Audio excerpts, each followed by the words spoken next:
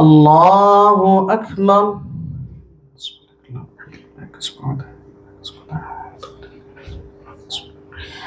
الحمد لله رب العالمين الرحمن الرحيم مالك يوم الدين إياك نعبد وإياك نستعين اهدنا الصراط المستقيم صراط الذين أنعمت عليهم غير المغضوب عليهم ولا الضالين.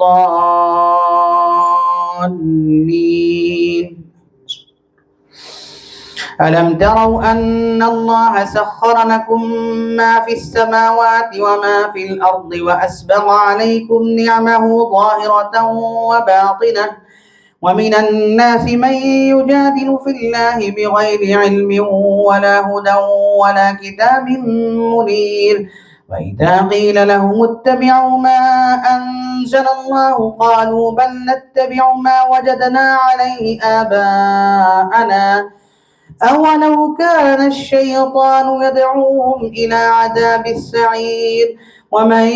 يسلم وجهه إلى الله وهو محسن فقد استمسك بالعروة الوثقى وإلى الله عاقبة الأمور ومن كفر فلا يحزنك كفره إلينا مرجعهم فننبئهم بما عملوا إن الله عليم بذات الصدور نمتعهم قليلا ثم نضطرهم إلى عذاب غليظ ولئن سألتهم من خلق السماوات والأرض ليقولن الله قل الحمد لله بل أكثرهم لا يعلمون لله ما في السماوات والأرض إن الله هو الغني الحميد ولو أن ما في الأرض من شجرة أقلام والبحر يمده من بعده 7 أبحر ما نفدت كلمات الله إن الله عزيز حكيم ما خلقكم ولا بعثكم إلا كنفس واحدة إن الله سميع بصير. ألم تر أن الله يولج الليل في النهار ويولج النهار في الليل وسخر الشمس والقمر كل يجري إلى أجل مسمى وأن الله بما تعملون خبير ذلك بأن الله يولج الليل في النهار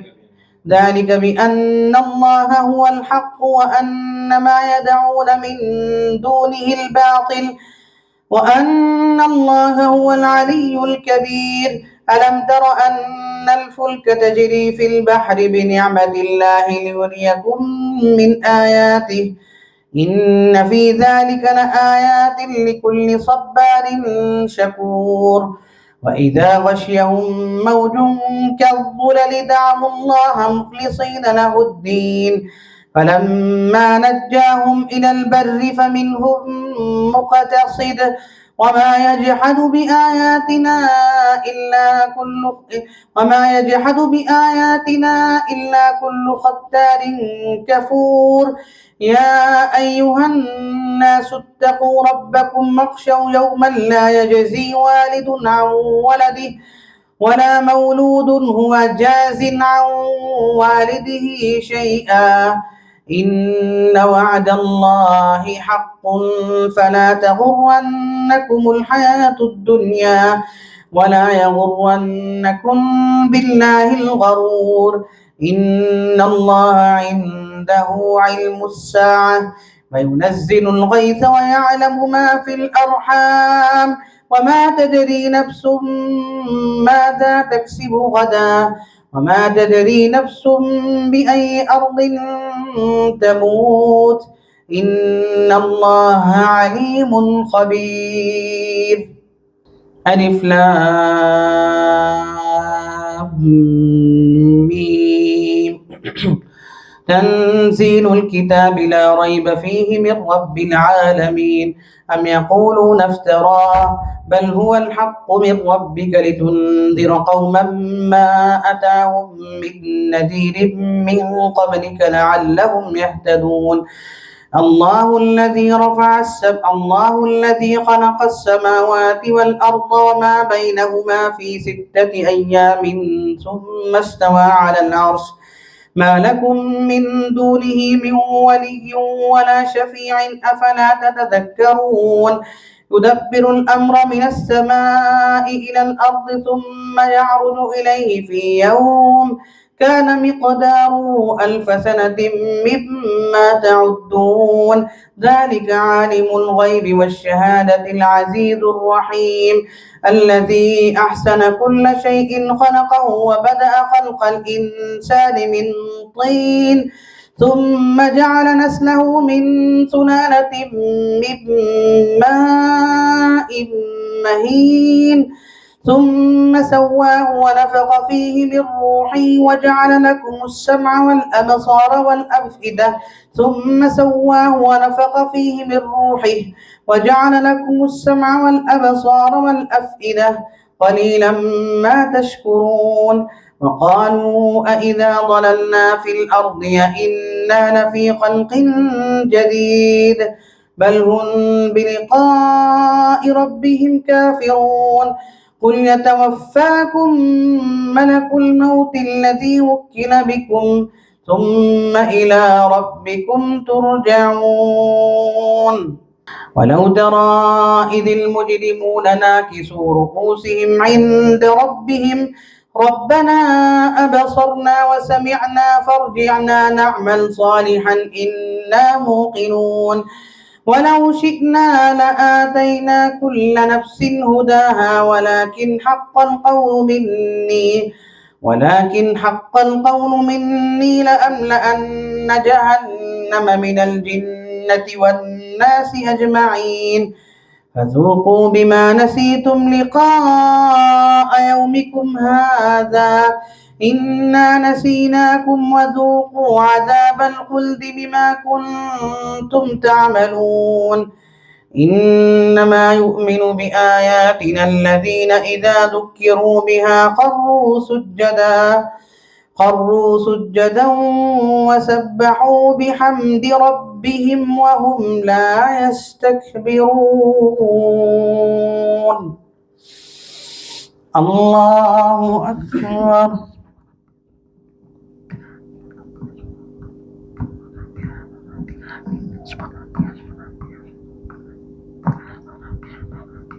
الله أكبر.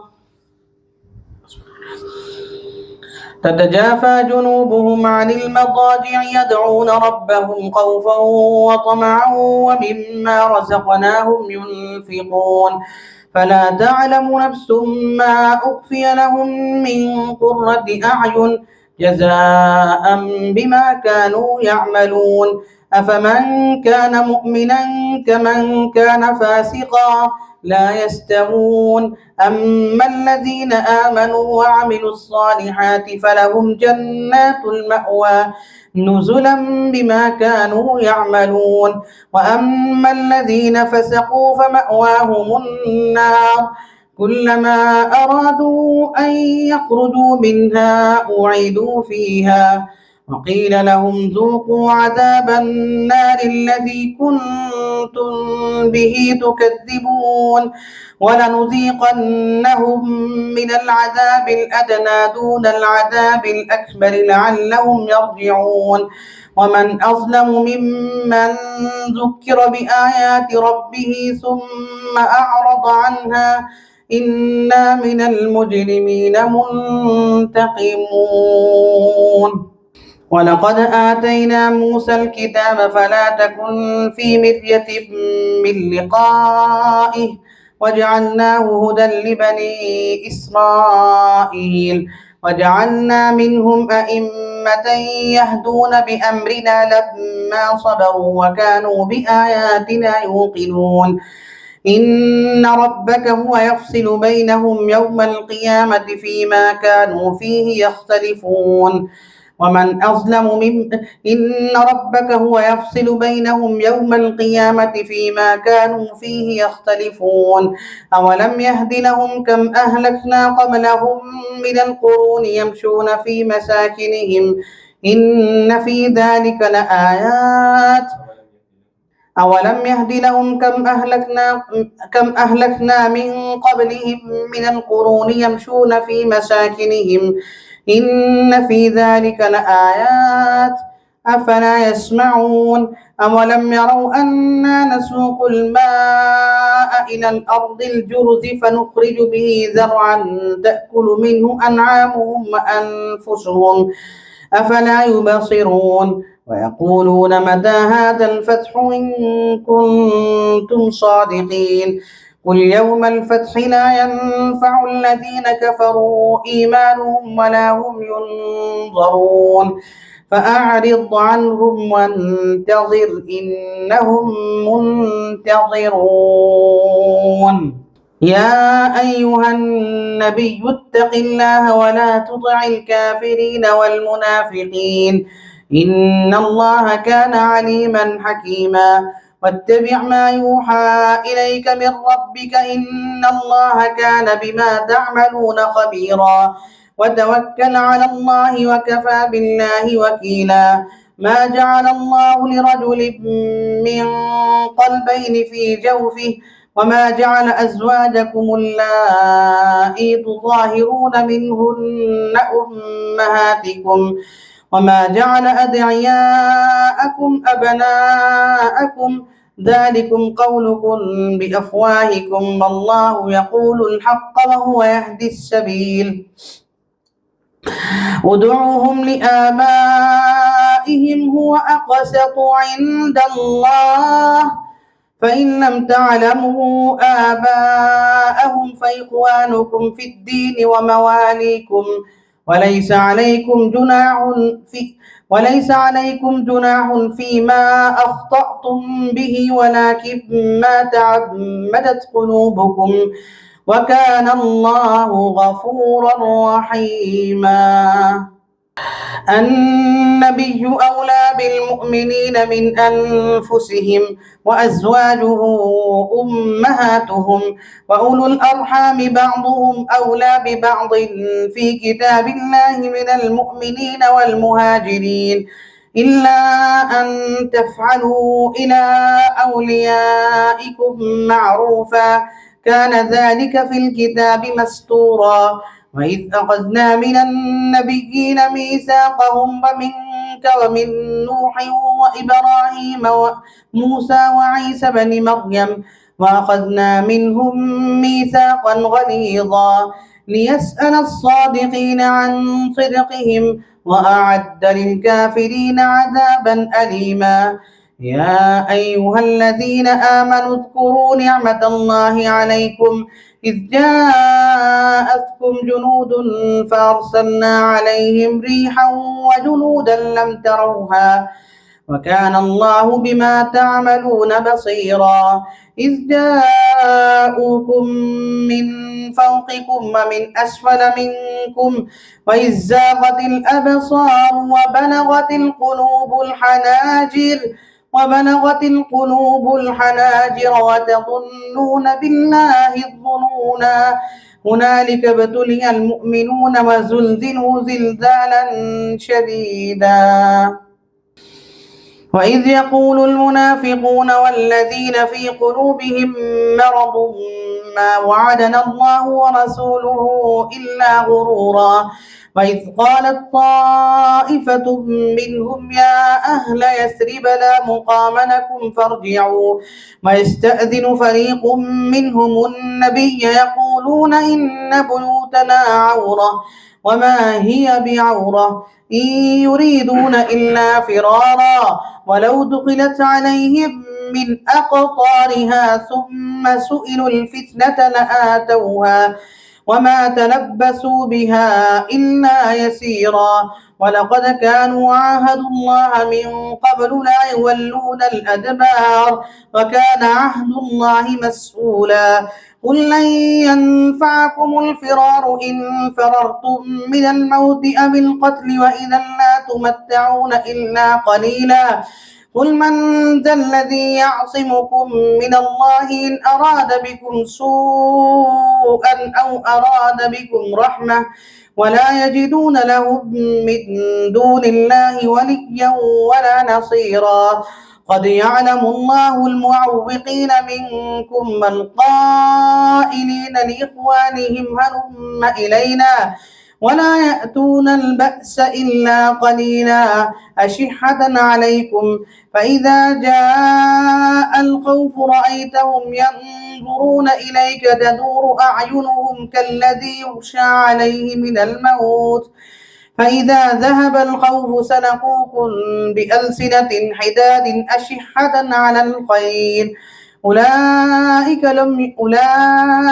لم يؤمنوا فأحبط الله أعمالهم وكان ذلك على الله يسيرا يحسبون الأحزاب لم يذهبوا وإن يأتي الأحزاب يودوا لو أنهم بادون في الأعراب يسألون عن أنبائكم ولو كانوا فيكم ما قاتلوا إلا قليلا لقد كان لكم في رسول الله أسوة حسنة لمن كان يرجو الله واليوم الآخر وذكر الله كثيرا ولما رأى المؤمنون الأحزاب قالوا هذا ما وعدنا الله ورسوله وصدق الله ورسوله وما زادهم إلا إيمانا وتسليما من المؤمنين رجال صدقوا ما عاهدوا الله عليه فمنهم من قضى نحبه ومنهم من ينتظر وما بدلوا تبديلا ليجزي الله الصادقين بصدقهم ويعذب المنافقين إن شاء أو يتوب عليهم إن الله كان غفورا رحيما ورد الله الذين كفروا بغيظهم لم ينالوا خيرا وكفى الله المؤمنين القتال وكان الله قويا عزيزا وأنزل الذين ظاهروهم من أهل الكتاب من صياصيهم وقذف في قلوبهم الرعب فريقا تقتلون وتأسرون فريقا وأورثكم أرضهم وديارهم وأموالهم وأرضا لم تطئوها وكان الله على كل شيء قديرا يا أيها النبي قل لأزواجك إن كنتن تردن الحياة الدنيا وزينتها فتعالين أمتعكن وأسرحكن سراحا جميلا وإن كنتن تردن الله ورسوله والدار الآخرة فإن الله أعد للمحسنات منكن أجرا عظيما